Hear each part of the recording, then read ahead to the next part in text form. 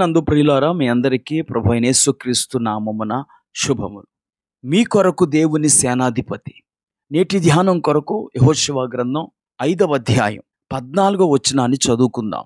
యెహోవా సేనాధిపతిగా నేను వచ్చి ఉన్నాననెను. ప్రియులారా, చదవబడిన ఈ లేఖన భాగము యొక్క సందర్భం ఏమిటంటే, యెహోషువ యెరికోను జయించక మునుపు ఇశ్రాయేలీయులు గిల్గాలులో దిగి ఆ నెల 14వ తారీఖున యెరికో మైదానములో పస్కాను ఆచరించి యెరికోను జయించుట కొరకు పథకాలు వేస్తున్నారు. ఆ సమయములో ఆ యెరికో ప్రాంతములో కత్తి దూసి పట్టుకొని ఉన్న ఒక వ్యక్తిని యెహోషువ చూశాడు. యెహోషువ అతని దగ్గరికి వెళ్ళి, నీవు మా పక్షముగానున్నవాడవా, మా విరోధుల పక్షముగానున్నవాడవా అని అడిగాడు. అతడు, కాదు, యెహోవా సేనాధిపతిగా నేను వచ్చి ఉన్నాను అన్నాడు.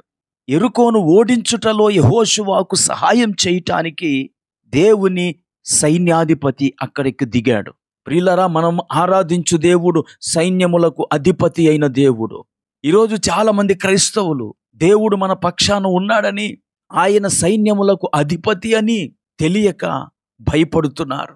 చేతబడి శక్తులకు, ప్రేతాత్మలకు అనేక మంది భయపడుతూ జీవిస్తూ ఉన్నారు. ప్రభు యొక్క సైన్యములో కోట్ల కొలది బలమైన దూతలున్నారు. ఒకానొక సందర్భంలో హిజ్కియా రాజు ప్రార్థన విని అష్షూరీయుల దండులో 1,85,000 మందిని ఒక్క రాత్రిలో హతము చేసినది దేవుని యొక్క ఒక్క దూత. అలాంటి కోట్ల కొలది దూతలు మన ప్రభువు సైన్యములో ఉన్నారు. సిసెరాతో యుద్ధం చేస్తున్నప్పుడు ఇశ్రాయేలీయులకు సహాయం చేయటానికి నక్షత్రాలే ఆకాశము నుండి యుద్ధము చేసేనని న్యాయాధిపతులు 5:20 మనం చదువుతాం. మన దేవుడు సైన్యములకు అధిపతి అయిన దేవుడు. కీర్తనకారుడు 46వ కీర్తన 7వ వచనంలో ఇలా అంటాడు, సైన్యములకు అధిపతి యెహోవా మనకు తోడై ఉన్నాడు, యాకోబు యొక్క దేవుడు మనకు ఆశ్రయమై ఉన్నాడు. నిన్నటి దినాన్ని నేను ఒక చేతబడి శక్తుల చేత పీడించబడుతున్న ఒక సహోదరికి ప్రార్థన చేస్తుండగా దేవుడు నాకు కీర్తన 35:5 చూపించాడు. అక్కడ ఇలాగున్నది, యెహోవా దూత వారిని పారద్రోలును. మీరు ఏదైనా ఒక వ్యక్తి కొరకు ప్రార్థన చేస్తున్నప్పుడు దేవుని దూతలు దిగి వచ్చి ఆ వ్యక్తిలో ఉన్న చీకటి శక్తులను తరిమి వేస్తాడు. కనుక మన దేవుడు సైన్యములకు అధిపతి. మనము ప్రార్థిస్తుండగా మన సహాయం కొరకై ఆయన దూతలను పంపుతాడు. మన యుద్ధములో మనకు సహాయం చేస్తాడు. ఆ యెరికో మైదానములో దేవుని చేత పంపబడిన ఆ సేనాధిపతి యెరికోను జయించుటలో యెహోషువ సైన్యములో ప్రవేశించాడు.